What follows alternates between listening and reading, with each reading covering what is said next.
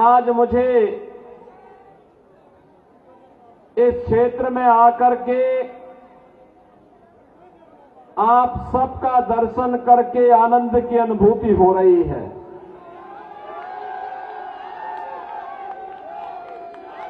मुझे आनंद इस बात का भी है, मैं कल रात्रि को ही प्रयागराज महाकुंभ की भूमि से वापस आकर के आज प्रातः काल ही मैं आपके यहां सभा के लिए प्रस्थान किया हूं और अब आपके पास पहुंचा हूं। इस सदी का सबसे बड़ा महाकुंभ प्रयागराज में गंगा, यमुना और मां सरस्वती की पावन त्रिवेणी में प्रयागराज में पूरी भव्यता और दिव्यता के साथ आयोजित है। महाकुंभ में श्रद्धालुओं का आगमन का अंदाजा भी इसी से लगा सकते हैं कि पिछले 16 दिनों में अब तक लगभग 18 करोड़ श्रद्धालु त्रिवेणी के संगम में पावन स्नान करके अपने जन्म और जीवन दोनों को धन्य किए हैं। बहनों और भाइयों, ये भारत के विरासत के प्रति भारत की जनता जनार्दन की अगाध आस्था का प्रमाण है। एक नए भारत का दर्शन हो रहा है और नए भारत का दर्शन हम सबको कराया है इस देश के यशस्वी प्रधानमंत्री श्री नरेंद्र मोदी जी ने।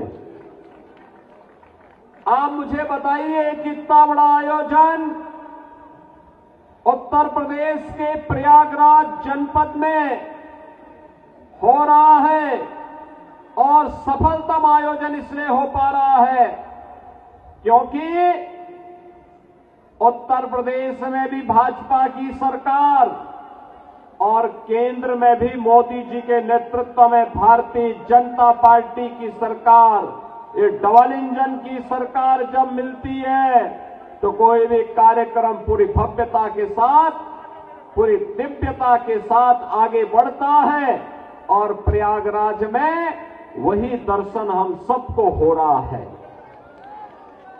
बहनों और भाइयों, 2025 का जनवरी माह भव्य और दिव्य महाकुंभ के लिए और 2024 का जनवरी माह एक भव्य और नव्य अयोध्या के लिए जानी जाती है।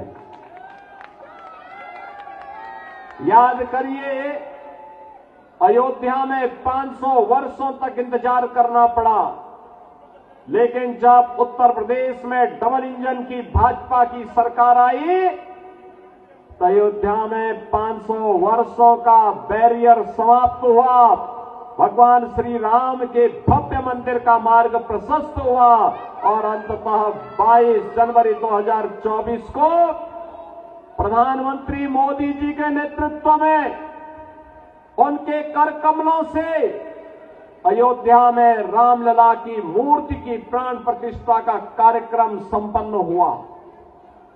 बहनों और भाइयों, ये नया भारत है। नया भारत पूरी मजबूती के साथ, बिना रुके, बिना टिके, बिना थके अपनी विकास की यात्रा को अभी आगे बढ़ा रहा है, विरासत को भी सम्मान दे रहा है, देश की सीमाओं को भी सुरक्षित कर रहा है, आंतरिक सुरक्षा की स्थिति को सुदृढ़ कर रहा है, बिना भेदभाव के योजनाओं का लाभ गांव, गरीब, किसान, नौजवान, महिलाएं, समाज के प्रत्येक तबके को दे रहा है। ये नए भारत पर हम सब भारतवासियों को गौरव की अनुभूति होती है कि हमारा देश भी दुनिया में विकसित भारत बनने की ओर अग्रसर हो रहा है। लेकिन बहनों और भाइयों, एक तरफ भारत आगे बढ़ रहा है।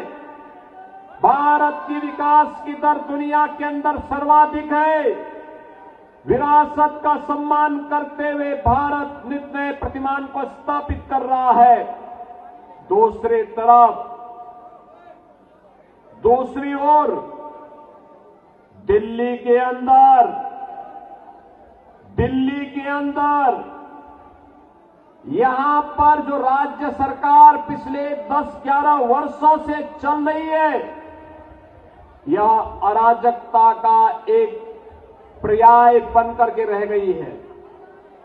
बहनों और भाइयों, देश के अंदर आजाद भारत की पहली ये राज्य सरकार है और पहली पार्टी है जिस सरकार पर और जिस पार्टी पर भ्रष्टाचार का मुकदमा दर्ज हो रखा है। न केवल इनके नेता बल्कि आम आदमी पार्टी स्वयं भी आज के दिन पर भ्रष्टाचार के अपराधी बनकर के कटघरे में खड़ी हुई है। किस नैतिकता से जनता जनार्दन के पास जाकर के वोट मांग रहे हैं? बहनों और भाइयों, याद करिए 2013 में जब श्री अन्ना हजारे जी के नेतृत्व में दिल्ली के अंदर जन लोकपाल के लिए लंबा आंदोलन चल रहा था, जन लोकपाल, लेकिन दिल्ली के अंदर आम आदमी पार्टी की सरकार बनी। जन लोकपाल के मुद्दे को इन्होंने एक तरफ फेंक दिया।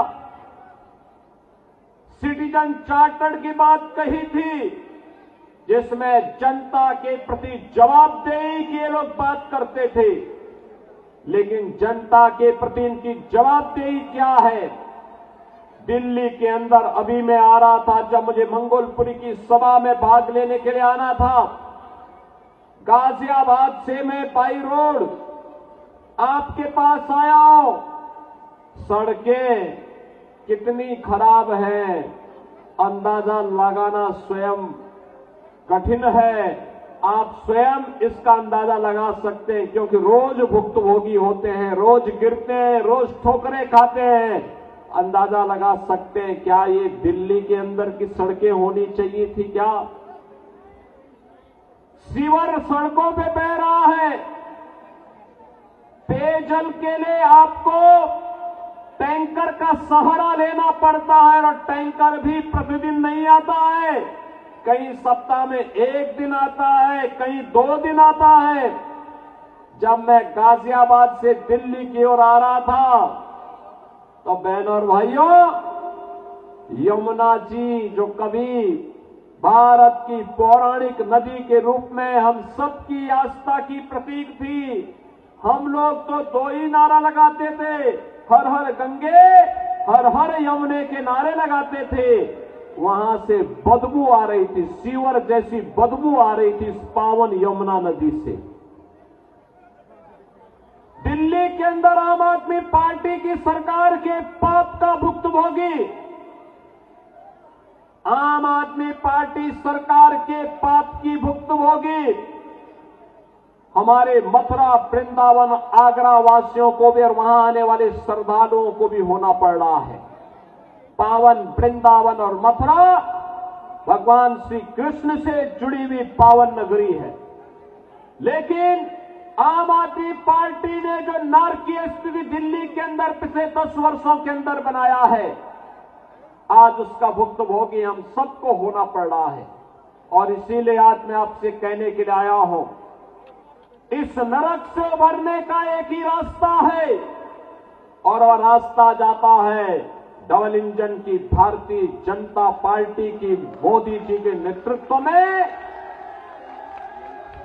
केंद्र की सरकार की तर्ज पर दिल्ली के अंदर भी भारतीय जनता पार्टी की सरकार बने। इसके लिए मैं भी मंगोलपुरी वासियों से अपील करने के लिए आया हूं। ये अपील इसलिए बहनों और भाइयों, कहने के लिए आप दिल्ली के अंदर रह रहे हैं, लेकिन बुनियादी सुविधाओं से आम आदमी पार्टी ने आपको वंचित करके रखा हुआ है। आम आदमी पार्टी की सरकार ने आपको वंचित करके रखा हुआ है। न बिजली सही मिलती है, न शुद्ध पेयजल की व्यवस्था है, न सीवर की व्यवस्था है, न अच्छे स्वास्थ्य केंद्र की व्यवस्था है, न अच्छे शिक्षा के केंद्रों की व्यवस्था है, और नहीं कोई रोजगार की सही व्यवस्था ही आम आदमी पार्टी ने पाई है। इसने तो बंदर बांट करके रखा हुआ है। हर एक कार्य में डकैती पड़ती है। मैं एक उदाहरण आपको देना चाहता हूं। इसने यहां के नागरिकों के हकों पर डकैती डाली है। एक होता है श्रमिक कल्याण बोर्ड, और श्रमिक कल्याण बोर्ड के माध्यम से श्रमिकों को के द्वारा जो सेस दिया जाता है, उस बीओसी बोर्ड के माध्यम से उस पैसे को श्रमिकों के वेलफेयर के लिए खर्च किया जाता है। आम आदमी पार्टी ने यहां के व्यापारियों को, यहां के नागरिकों का जो शोषण किया है, उन गरीब श्रमिकों का भी शोषण किया है। और मैं श्री अरविंद केजरीवाल जी से कहना चाहूंगा कि पिछली बार जब मैं आया था तब मैंने कहा था कि केजरीवाल जी, अरविंद केजरीवाल जी, मेरी बातों को अगर आप सुन रहे होंगे थोड़ा गंभीरता से सोचिए। मैंने पिछली बार कहा था, मैं यहां 23 जनवरी को आया था और मैंने 24 जनवरी को कहा था, 22 जनवरी के बारे में कहा था कि 22 जनवरी को हमारी सरकार, मेरे पूरे मंत्रिमंडल के सहयोगी प्रयागराज की त्रिवेणी में जाकर के मां गंगा, यमुना और सरस्वती की त्रिवेणी के संगम में डुबकी लगा करके पुण्य के भागीदार बने। हमने आचमन भी किया, स्नान भी किया। लेकिन अगर आप में नैतिक साहस होता तो आप भी इस दौरान यमुना जी में अपने मंत्रियों को लेकर के जाते, डुबकी लगाते। मैं भी मानता कि आपने मां यमुना के लिए कुछ किया है। आप नहीं किए, आपने साहस नहीं कि आप वहां जा पाए। खैर, हम जबरदस्ती डुबकी लगाने के लिए किसी को बाध्य नहीं कर सकते, लेकिन एक बात जरूर है, श्रमिकों के हितों से जुड़ा हुआ महत्वपूर्ण मुद्दा है श्रममेव जयते के इन मंत्रों पर हम विश्वास करते हैं। मैं आपसे पूछना चाहता हूं, आपके लोगों ने, आपकी पार्टी ने, आपके नेताओं ने बीओसी बोर्ड के श्रमिकों के सेस के पैसे का दुरुपयोग करके बंदर बांट किया है। और मैं कहना चाहूंगा, जो सैकड़ों करोड़ का बंदर बांट हुआ है, अगर श्रमिकों के हितों में लगा होता तो यहां का श्रमिक और उसका परिवार बदहाल नहीं होता। मैं तो आपसे कहना चाहूंगा, एक बार आइए उत्तर प्रदेश में अटल आवासीय विद्यालयों को देखें। श्रमिकों के बच्चे भी देश के अंदर वर्ल्ड क्लास इंफ्रास्ट्रक्चर के आधुनिक शिक्षा के केंद्रों में अध्ययन कर सकते हैं। उनकी लॉजिंग, फूडिंग की व्यवस्था उत्तम हो सकती है। आपको उत्तर प्रदेश में आकर के मॉडल देखना चाहिए। अटल आवासीय विद्यालय में आकर के देखिए, उत्तर प्रदेश सरकार ने आदरणीय प्रधानमंत्री जी के मार्गदर्शन में ये मॉडल हल कमिश्नरी स्तर पर उपलब्ध करवाया है। अगर आप भी दिल्ली के अंदर करेंगे तो दिल्ली के लाखों श्रमिक इसका लाभ उठाएंगे। बहनों और भाइयों, एक तरफ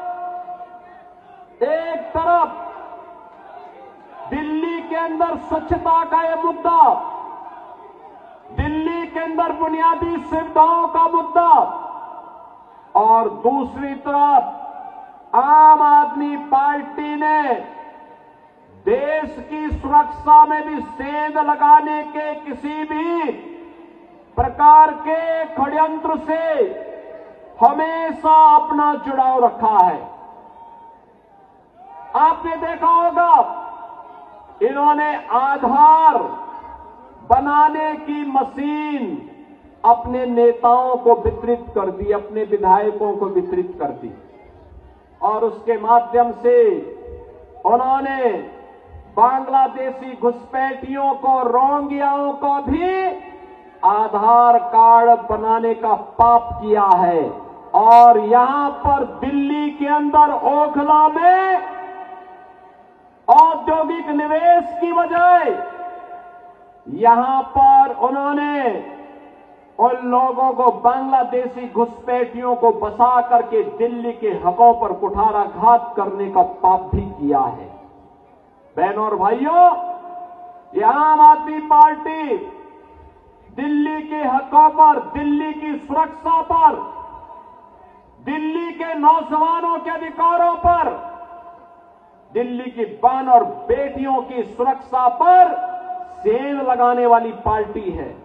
इस पार्टी को कभी बर्दाश्त नहीं किया जाना चाहिए। ये भ्रष्टाचार की जननी है, अराजकता का कारण है, अव्यवस्था का कारण बनने वाली पार्टी है। और इसलिए मेरी आप सबसे अपील है, भारतीय जनता पार्टी ने आज आपको एक घोषणा पत्र दिया है दिल्ली के लिए।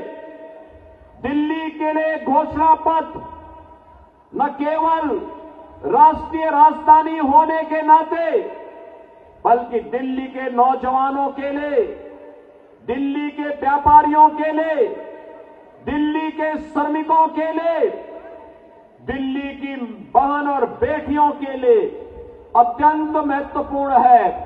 और राष्ट्रीय राजधानी होने का गौरव दिल्ली के प्रत्येक क्षेत्र के नागरिकों को उपलब्ध करवाने का एक अवसर भी है।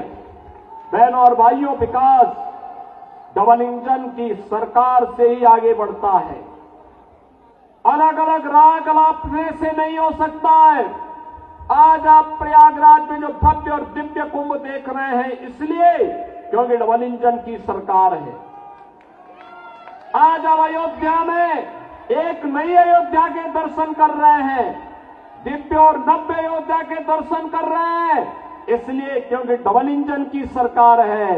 और डबल इंजन की सरकार ऐसा कार्य करती है, एक और भगवान राम का भव्य मंदिर का निर्माण करती है, तो दूसरी ओर अयोध्या के इंटरनेशनल एयरपोर्ट का नामकरण महर्षि वाल्मीकि के नाम से भी करती है।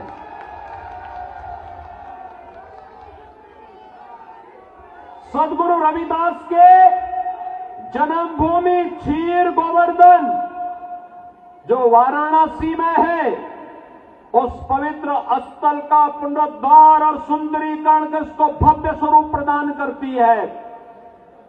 निषाद राज का पावन श्रृंगवेरपुर में भगवान राम और निषाद राज की 56 फुट ऊंची प्रतिमा को एक भव्य कॉरिडोर के माध्यम से जनता जनार्दन के लिए उपलब्ध करवाने का कार्य करती है। बहनों और भाइयों, ये डबल इंजन सरकार के कारण ही है।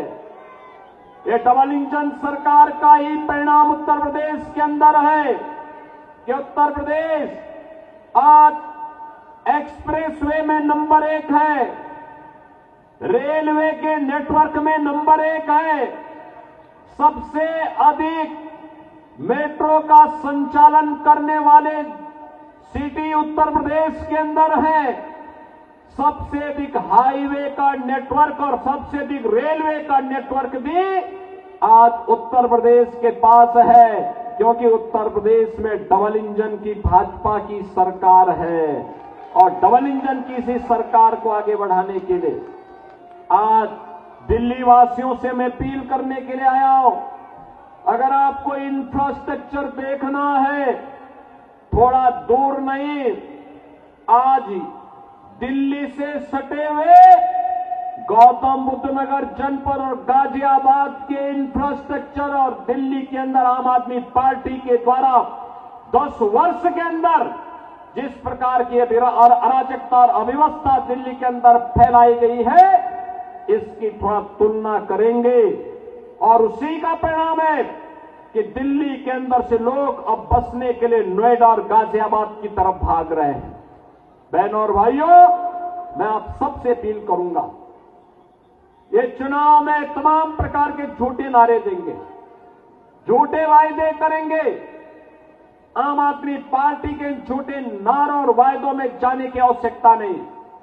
जो व्यक्ति अपने गुरु अन्ना हजारे जी को धोखा दे सकता हो, जिस व्यक्ति के कैबिनेट के ज्यादातर लोग जेलों की सलाखों के अंदर बंद हो चुके हो, जो पार्टी स्वयं अपराध के और भ्रष्टाचार के दलदल में धंसी हुई हो, उन पर विश्वास करने की आवश्यकता नहीं।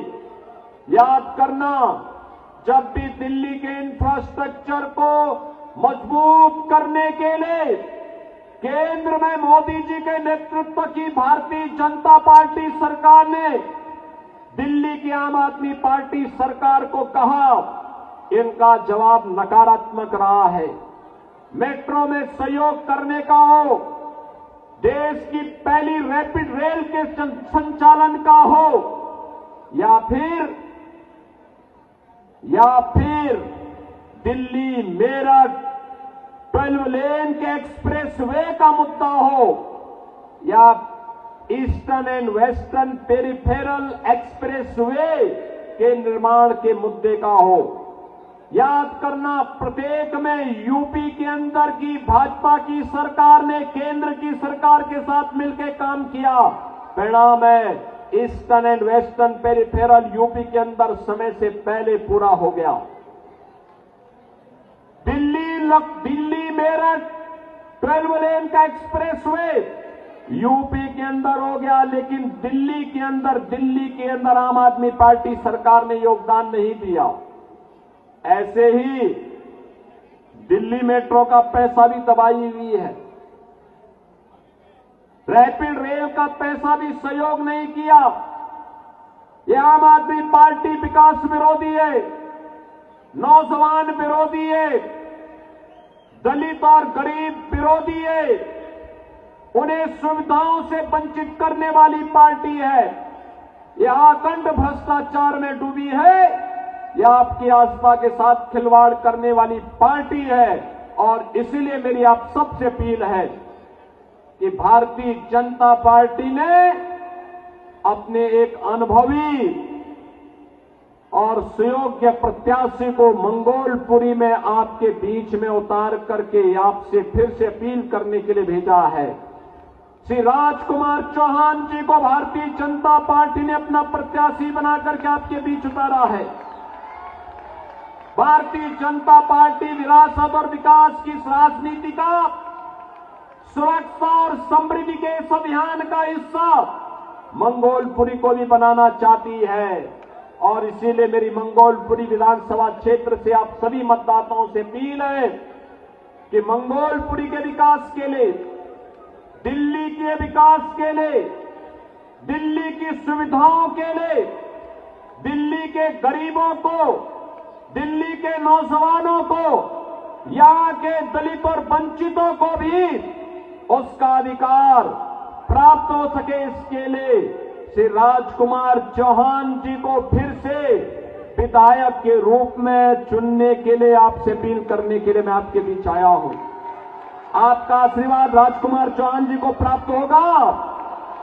जहां तक मेरी आवाज जा रही है, दोनों हाथ ला करके अपना आशीर्वाद देते हुए मुझे बताइए।